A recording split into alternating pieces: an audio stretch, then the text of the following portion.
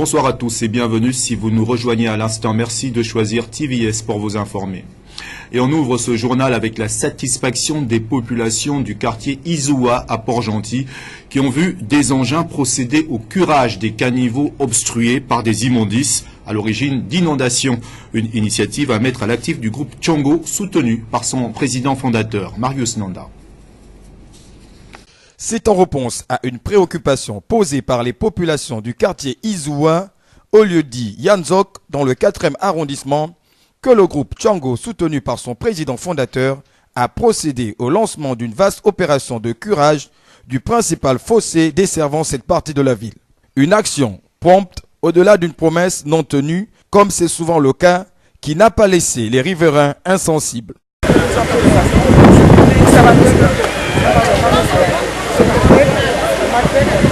Parce que nous passons des moments difficiles, quand il pleut vraiment, on n'arrive pas à dormir, il y a des souillures, il y a des moments, la dernière fois, ça fait pratiquement 2 ans qu'il y a quelqu'un qui s'était là, il avait touché le pied, il était déjà décédé. Ça nous annonce. Vraiment, nous remercions vraiment les chefs du secteur, les initiateurs vraiment de cette action. Ça va vraiment beaucoup nous aider, nos enfants. Il y a toujours eu des coups de soucis dans ces endroits-là. Inondations, nos mamans, nos papas, nous subissons beaucoup. Nous rendons vraiment grâce au groupe vraiment Tchango qui fait bonne chose dans notre petite ville et surtout dans notre petit quartier. Nous sommes contents de Papa Tchango parce que Papa Tchango, c'est quelqu'un de bien. Si Papa Tchango était dans le 4 arrondissement, Port-Gentil devait être développé. Voilà, il a promis hier, et voilà, il vient poser l'acte. Et voilà, nous sommes très contents de ça. Pour le président communal du groupe Tchango, cette action s'inscrit pleinement dans les principes de solidarité du groupe Tchango. Hier, nous sommes venus dans un cadre d'installation d'une cellule, au bout de laquelle les populations se sont confiées à nous, nous ont posé la difficulté majeure celle qu'elles ont concernant ce canal-là qui, depuis 5 années, la municipalité n'a pas fait un seul geste. Promesse faite, action posée, et nous sommes là aujourd'hui et notre détermination, elle est en fait que nous partons tout au fond là-bas, nous commencerons par le fond, nous allons mettre 2 engins, un autre viendra. Dommage, on est dimanche aujourd'hui, mais comme le ministre Tchango a promis de poser son premier acte aujourd'hui, à partir d'hier, nous allons mettre un autre engin de l'autre côté là-bas, de manière à jumeler l'action et que les populations soient complètement satisfaites. Invitant par ailleurs les riverains à s'impliquer dans cette opération, d'autres du même genre pourraient bien être menés dans d'autres parties de la ville. Nous avons pensé à ça, nous allons acheter des machettes, nous allons acheter des râteaux. En fait, on doit être aidé par les populations qui vont nous indiquer, qui vont faire la boussole. En fait, c'est des boussoliers pour que nous ne cassons pas les câbles électriques, nous ne perçons pas les conduites d'eau. Voilà un peu ce que nous comptons faire. On espère que les populations locales, on nous a posé un problème, nous trouvons la solution. Et pourquoi pas en Gali demain ou à Bac Aviation et autres. Nous avons cette volonté farouche d'aller jusqu'au bout de nos espérances. Au regard des inondations dont sont victimes les populations ces dernières semaines à cause des pluies, la présente opération est une bouffée d'oxygène pour les habitants d'Izoua. À Libreville, tristesse et désolation au quartier PK5, non loin du motel Gabon d'abord. Ce matin, une femme, la quarantaine révolue, a été retrouvée sans vie dans des buissons, vraisemblablement assassinée par des voyous. Euphrem Biogoetzo. C'est une atmosphère de tristesse qui a régné ce matin non loin de l'échangeur du PK5 à hauteur du motel Gabon d'abord. Un corps sans vie a été retrouvé par les passants qui, aussitôt, ont donné l'alerte. Les cris de détresse ont occasionné une foule de badauds à l'endroit où le corps de la dame a été retrouvé inerte. Selon les informations dignes de foi, la victime, âgée d'une 50aine d'années, serait sortie de son domicile dimanche dernier pour une destination inconnue. Elle est sortie de la maison depuis dimanche à 9 h. Jusqu'à aujourd'hui, c'est là aujourd'hui qu'on a pu retrouver son corps. Qui vous a dit qu'on a retrouvé son corps là-bas? C'est quelqu'un qui J'ai écouté les rumeurs. C'est ma tante en fait qui est venue à la maison qui m'a dit oh non, l'autre côté de la route il y a les policiers. Quand on arrive, on nous dit non, c'est un voleur. Après le voleur, dès qu'on arrive, on nous dit c'est un corps sans vie. Quand j'arrive, je trouve les vêtements. Après quand j'arrive, je remarque le corps que c'était ma tante. Est-ce que depuis vous la cherchez? Oui, depuis dimanche on lui cherche. Elle peut être sortie de la maison quand? Dimanche, elle est sortie dimanche matin. Dimanche matin, d'accord. Elle vous a pas dit où elle allait? Non, non. Elle pouvait avoir quel âge? Elle était dans la cinquantaine. Elle est normale? Est-ce qu'elle est normale? Oui, elle est normale. Elle n'a pas de problème? Non, non. Son nom c'est Vanessa, son prénom c'est Vanessa. À l'heure où nous en sommes, personne ne peut élucider les causes de cette disparition, bien que certaines langues parlent d'un cas d'assassinat crânement planifié par des gangs qui écument nos routes à la tombée de la nuit. La zone du point kilométrique 5 de Libreville est connue pour son taux de délinquance élevé. La police judiciaire gagnerait à démanteler l'ensemble des délinquants qui sèment la terreur dans cette partie de la ville au risque d'enregistrer d'autres cas similaires. Rien à voir avec ce qui précède. La salle polyvalente de Bessieux a servi de cadre durant le week-end dernier aux assises, donc aux états généraux du regroupement de Nzela. Objectif de ces assises, faire le diagnostic des potentialités que regorge la contrée afin de trouver des solutions. Le récit de Marielle Ecom. Débattre ensemble des questions d'ordre social, économique et culturel de leur contrée, c'était l'objectif des états généraux des ressortissants du regroupement de Nzela. Des assises qui auront duré 2 jours et démarré par un discours de circonstance. L'histoire de notre regroupement est foncièrement liée aussi à l'histoire de nos croyances. Le 24 et le 25 mars 2018 resteront sans nul doute gravés dans la modeste histoire de notre regroupement, comme étant des dates où les fils et filles du regroupement de Nzela se retrouvèrent pour penser le développement de leur village, pour réfléchir sur les maux qui minent leur communauté, mais aussi comme étant la date où ils firent le vœu de voir leur solidarité légendaire être plus que par le passé renforcée. Ce n'est un secret pour personne. C'est l'étiolement de notre vivre ensemble qui est le précédent qui a motivé le besoin de réunir les uns et les autres afin de reconstituer les cartes du puzzle. Mais pour atteindre cette noble ambition, il nous faut faire un diagnostic de la situation et cela sans complexe aucun, afin de pouvoir proposer des solutions concrètes qui puissent, in fine, consolider nos liens et permettre d'amorcer un peu plus le développement de notre regroupement que nous aimons tous. C'est entre autres autour des communications sur la culture associative, les activités génératrices de revenus, que les débats se sont tenus. Faire un diagnostic des potentialités que regorge le regroupement afin de proposer des solutions concrètes. Dans le département de Molondou, Lastoville, entre 30 km, si je ne me trompe pas, de Koulamoutou, d'accord, et de Lastoville. Voilà. Au cours de ces états généraux, qu'est-ce qui sera fait concrètement et à quoi serviront justement les conclusions? Alors, qu'est-ce qui sera fait pendant les états généraux? Il y aura d'abord les communications. Les communications sur la culture associative. Les communications sur les activités génératrices de revenus. Les communications sur l'historique même de notre regroupement. Parce qu'il y a des générations qui naissent, il y a des générations qui grandissent ou qui passent. Articulé autour de thème la redynamisation, les organisateurs voudraient ramener l'attraction dans le regroupement, comme cela a été le cas dans le passé. Il fut un temps où notre regroupement vivait. D'accord?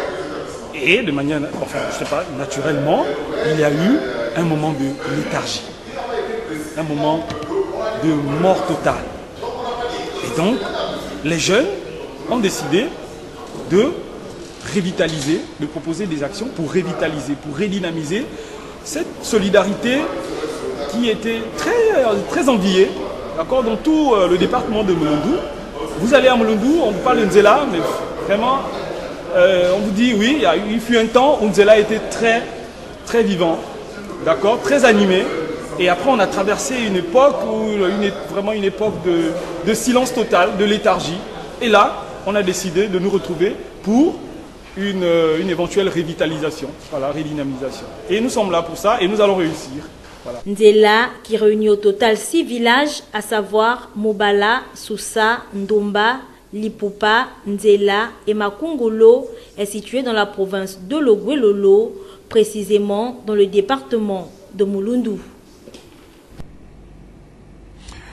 L'Institut des hautes études de management, IHEM, a servi de cadre aujourd'hui à l'organisation de la première édition du concours d'art oratoire. Cet événement a vu la participation de 12 candidats issus de niveaux différents. Sabrina Kundipenda. C'est pour favoriser l'expression en public que l'Institut des hautes études de management, en abrégé IHEM, a abrité un concours d'art oratoire initié par Marvin Yembi Kumba, étudiant en deuxième année option gestion des ressources humaines.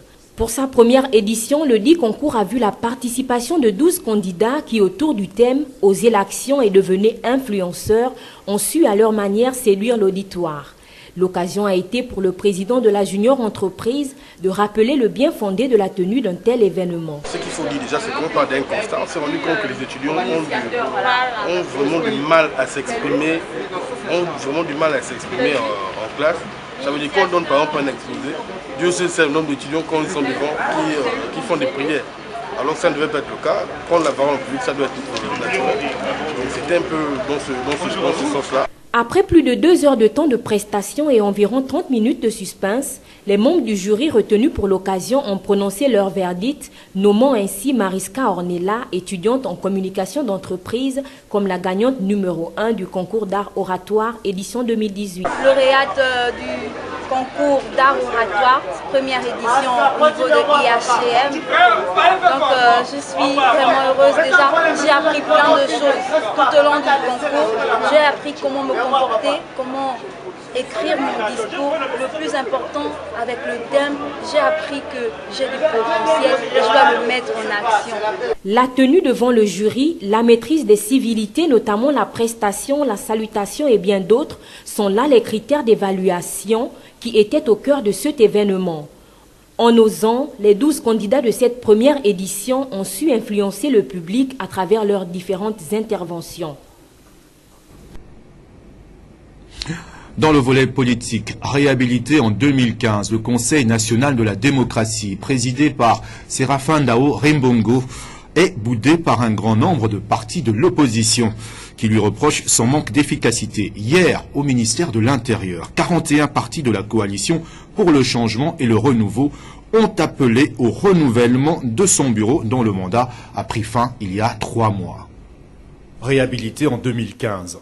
Avec un budget de fonctionnement de 1,32 milliard de francs CFA, le Conseil national de la démocratie, présidé par Séraphin Dao Rebogo, le leader du Parti pour le développement et la solidarité sociale, devait être le lieu indiqué pour que chacun exprime son point de vue et contribue à faire évoluer la démocratie gabonaise dans un dialogue politique permanent et inclusif, ouvert à tous les partis politiques légalement reconnus et d'autres acteurs.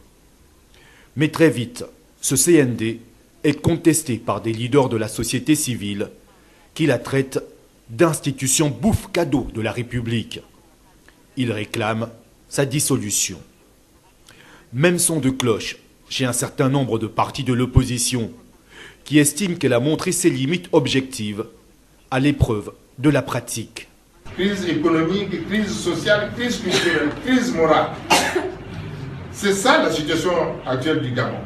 Il faut qu'on trouve les voies et moyens pour mettre un terme, pour sortir de cette crise. Ce n'est pas au niveau du CND que cela va se faire, qui du reste n'est qu'un organisme consultatif et politique.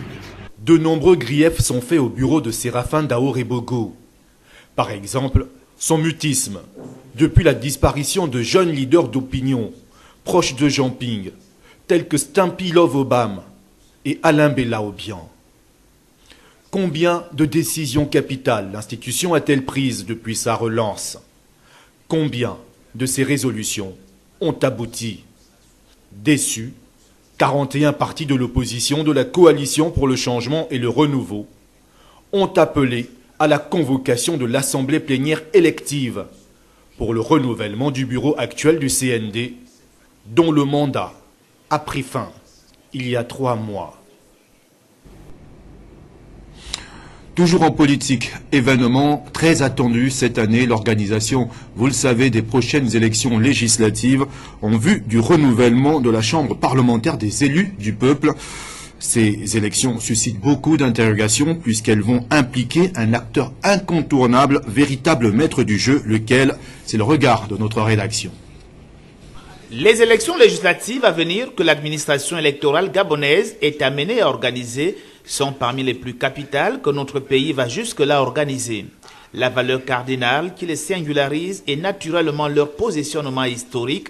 Elle se situe à cet effet dans un contexte de crise politico-sociale parmi les plus aiguës, sinon persistantes, que n'a jamais connu le Gabon. C'est alors dans cette atmosphère mêlée de méfiance, de défiance et de détermination des camps politiques opposition-majorité au cours de l'actuelle période post-électorale encore incandescente depuis 2 ans après la dernière élection présidentielle. C'est donc un rapport de force aussi féroce que l'aurait été la guerre froide par analogie à ce passé historique. La présence des forces en vigueur que sont la majorité et l'opposition, aux côtés desquels des indépendants entendent déjouer les pronostics que ces élections législatives sont aux yeux de certains observateurs la deuxième mi-temps de l'élection présidentielle d'août 2016, si ce n'est un second round si nous étions en boxe. Au centre de cet échauffement politique, il y a un arbitre tout aussi nouveau, véritable maître du jeu qu'est le Centre gabonais des élections, créé lors du dialogue politique d'Angondje.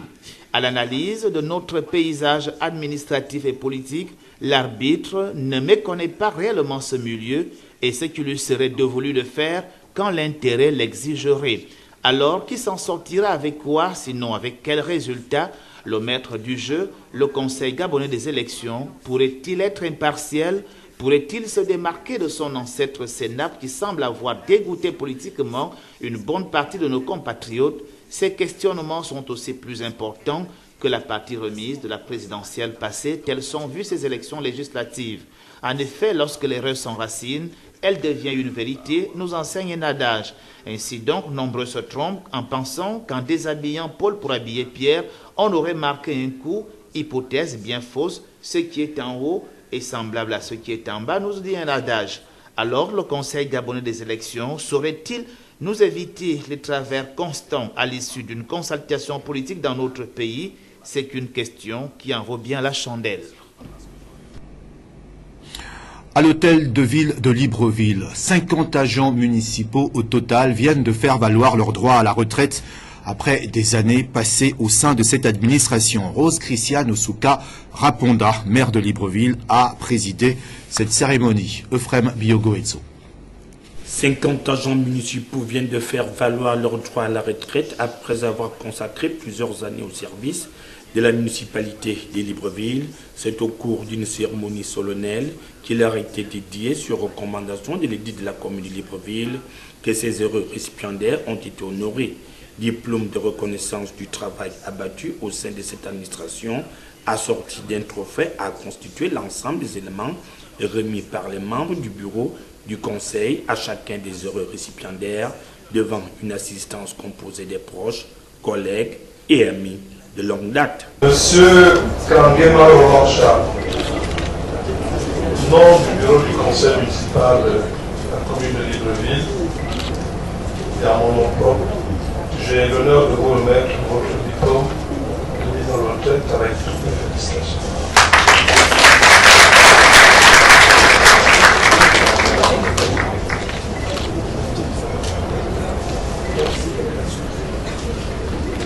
Un geste qui sera précédé par d'autres du même genre, entamé par les membres du bureau du conseil sous les ovations de l'assistance. Je suis venu à la mairie, j'ai travaillé pour la première fois au premier arrondissement en tant qu'agent d'état civil.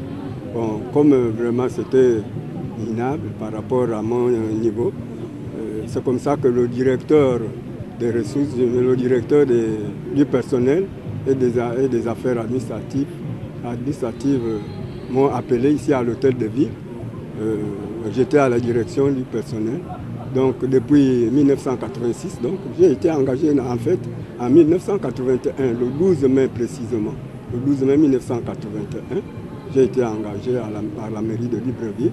J'ai servi pendant 6 ans au premier arrondissement avant de venir à l'hôtel de ville et servir à la direction des ressources humaines. Et depuis là, je suis parti à la retraite à la direction des ressources humaines. Ça a été vraiment un dur labeur parce que tous les textes qui ont fait fonctionner la mairie de Libreville, c'est nous qui les avons pondus avec notre directeur des ressources humaines, le regretté paix à son âme, M. Francis Fioka. Nous avons travaillé avec lui et quand il est parti, je suis resté à la direction des ressources humaines jusqu'à mon départ à la retraite. Mais c'est avec beaucoup d'abnégation, beaucoup de hauts et de bas, mais il fallait maintenir le cap. Donc j'ai passé 6 ans à la mairie de Libreville. C'est pour moi une fierté, vraiment une fierté, d'être honoré par l'édile de Libreville, Madame le maire, qu'on parte. C'est une première. Depuis que ça a existé, je suis là et puis je suis très très content que les générations futures fassent ce travail avec abnégation, qu'ils suivent vraiment les indications et les directives de leurs responsables. Et je vous dis merci. Merci beaucoup. Merci. Un départ à la retraite qui n'est pas une fin en soi, car beaucoup pourront être consultés en cas de besoin, un comportement qui devrait faire école chez ceux-là qui sont encore en activité.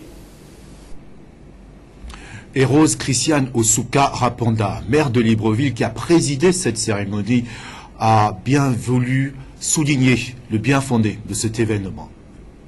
Il fallait que je le fasse quand je suis arrivé en 2014. C'est vrai que nous avons trouvé ici des compatriotes qui partaient à la retraite, déjà ceux sortis de l'ancienne mandature. Et on s'est empressé à payer quand même les indemnités de services rendus. Mais on n'a pas réfléchi dans le cas justement d'honorer ces compatriotes-là en les magnifiant autour, comment dirais-je, d'un discours ou encore d'un cocktail qui va être fait comme on fait pour les autres. Et mon attention a été attirée par le responsable des ressources humaines et l'ensemble des syndicats de la mairie. C'est qu'à la mairie, nous avons au moins près de 7 syndicats en me disant, et qui m'ont dit, non mais madame, ce serait bien qu'on honore un peu ceux des agents municipaux qui partent à la retraite.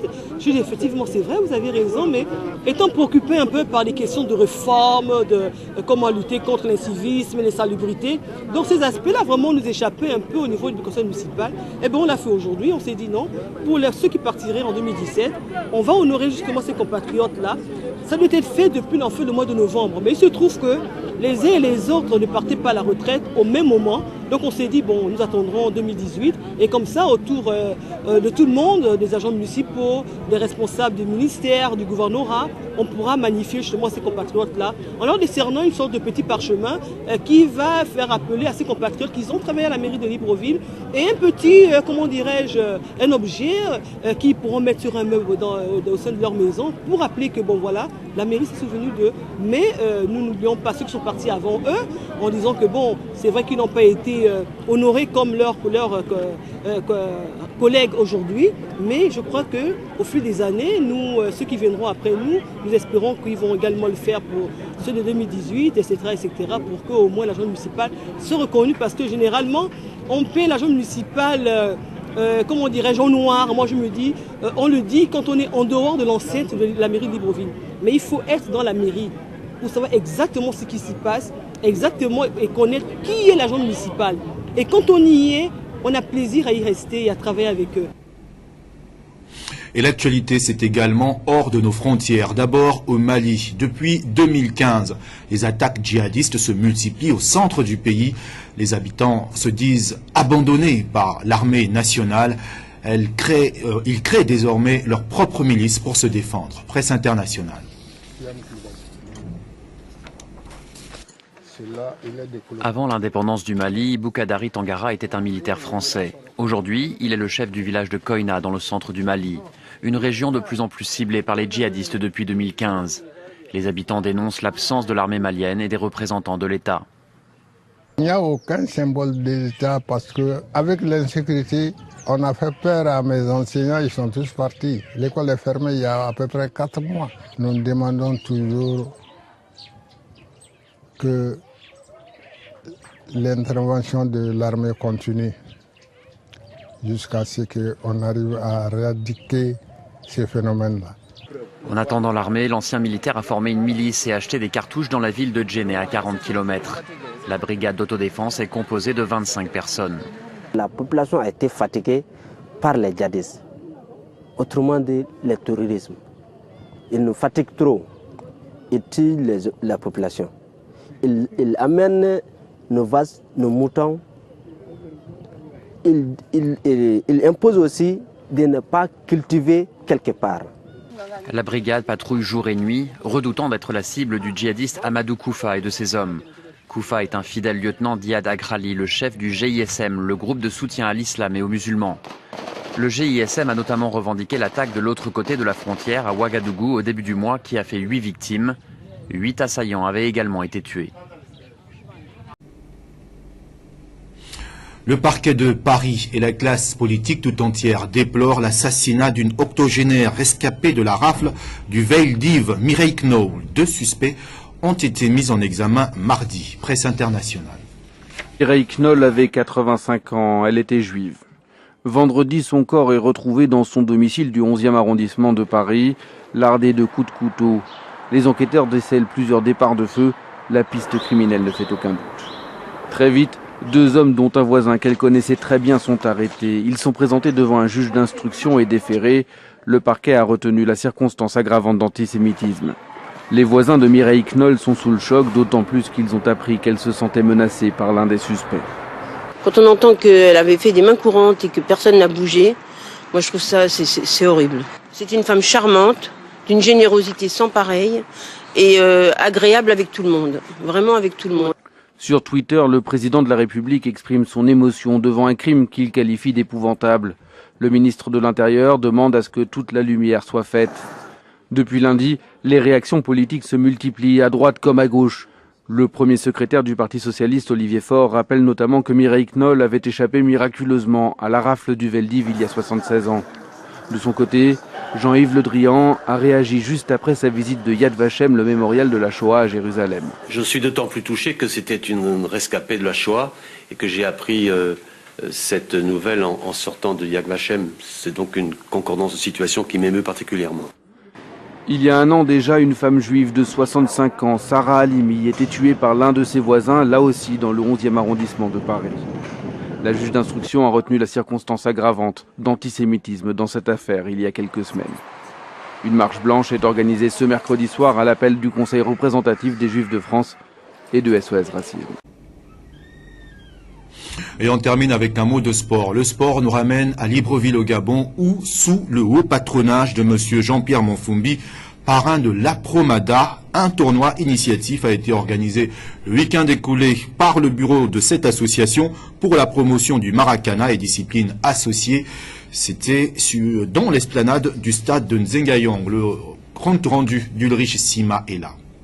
De loi de jeu, l'association pour la promotion du Maracana et des disciplines associées vient d'organiser le week-end écoulé un tournoi sous le patronage de M. Jean-Pierre Monfumbi, parrain de cette association, dans l'optique de permettre aux équipes de mettre en application les connaissances reçues lors du séminaire. Les responsables de certaines équipes n'ayant pas participé à ce tournoi ont apprécié le spectacle.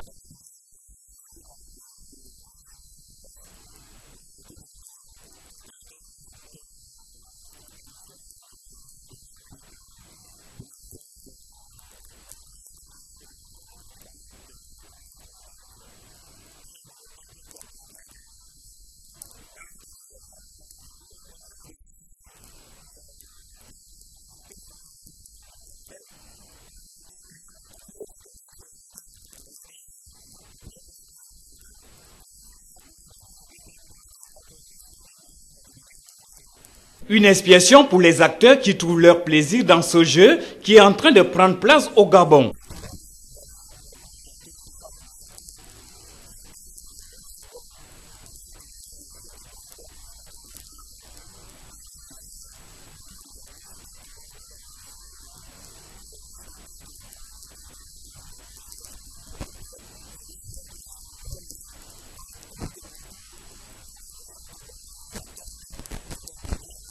Le bureau de la Promeda compte étendre ce genre d'initiative au sein des différentes ligues.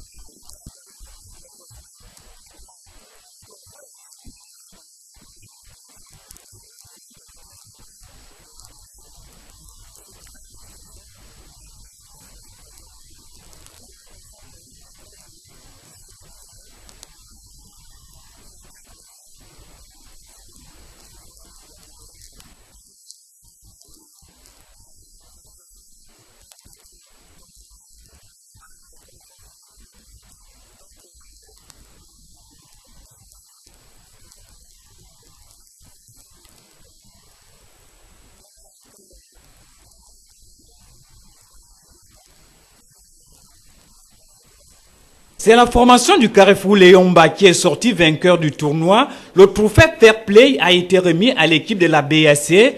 Pour la Promeda, l'importance n'est pas sur les trophées, mais plutôt sur l'apprentissage des règles qui tournent autour de cette discipline professionnalisée dans d'autres pays.